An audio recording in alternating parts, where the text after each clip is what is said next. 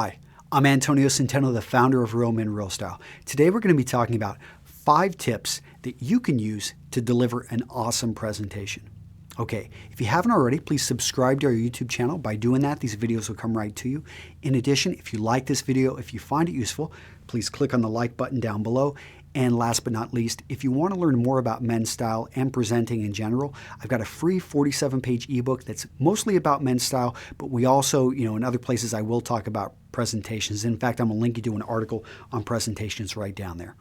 Okay, so let's get to what are my 5 tips so that you can deliver an awesome presentation. 1, you need to practice.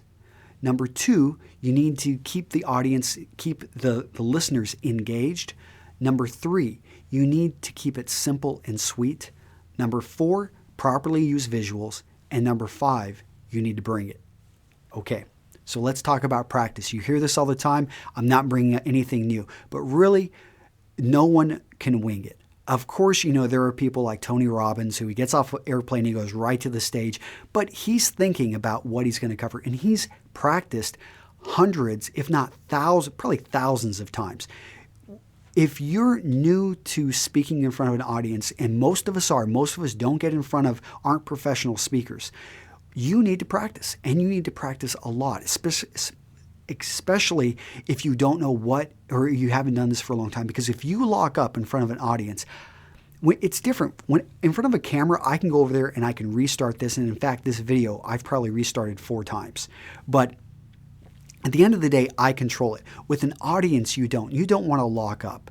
And so let me give you an example. When I was interviewing in business school, I went to this really high-end consulting company, and they brought me into a hotel, and I was sitting there with a consultant. We were having a nice conversation, and all of a sudden, he turns on the interview, and he starts asking me very difficult business questions, which I didn't even know half of the stuff that he's talking about.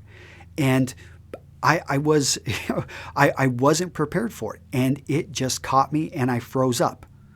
Now, the reason I told you that story is actually I'm leading us to part 2. So we've talked about preparation.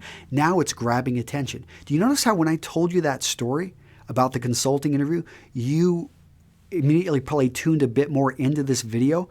That's because I grabbed your attention. I shared with you an experience, which is true, by the way, but it's one that you can relate to because you've locked up. You've had instances in which you're having somebody talk to you in a language that you're just totally lost on. So don't be afraid to find a way to bring the audience in. And one of the best ways is a story. And you're going to need to do this every 10 to 15 minutes because you can't just give people tons of information. You can give them information for a few minutes, but after 10 to 15 minutes, you need to bring them back with a story or bring them back with a visual. Step away from the information and really, you're addressing a different part of the brain, and you need to wake people up because your information may be great, may be beautiful, but you're going to put them to sleep. So let's talk about number 3. Keep it simple and sweet. YouTube's great about this. You'll notice most of the videos on YouTube are like 3 to 5 minutes long. Beyond that, you want to keep it simple and sweet. So if you've got a longer presentation, let's say that's busting 35, going up to 60 minutes, really look at, do you need to use that full 60 minutes? Just because they give you 60 minutes does not mean you have to use the full 60 minutes. Okay, now let's talk about visuals. PowerPoint is overused I remember when PowerPoint first came out and it was like, wow, that's really cool. And before that, we were all using what the overheads and projectors. PowerPoint is awesome, but it is so overused. You don't have to use PowerPoint. Think about your visuals need to serve you. You don't want to serve your visuals. So never just read off of PowerPoint. That is, if you're going to use PowerPoint, use it to get the main points across. You never want to read directly from the slide. Look over at your PowerPoint, maybe pull 1 or 2 notes from it, but somebody should not be able to read your PowerPoint and know exactly what the presentation was about. So make sure, again, that you control your visuals and that your visuals do not control you. Finally, bring it. And, the whole thing here is make sure you bring your A game, be excited, because if you're not passionate about what you're talking about, if you're not excited, why should your audience be? Okay, this has been Antonio Centeno with Real Men Real Style.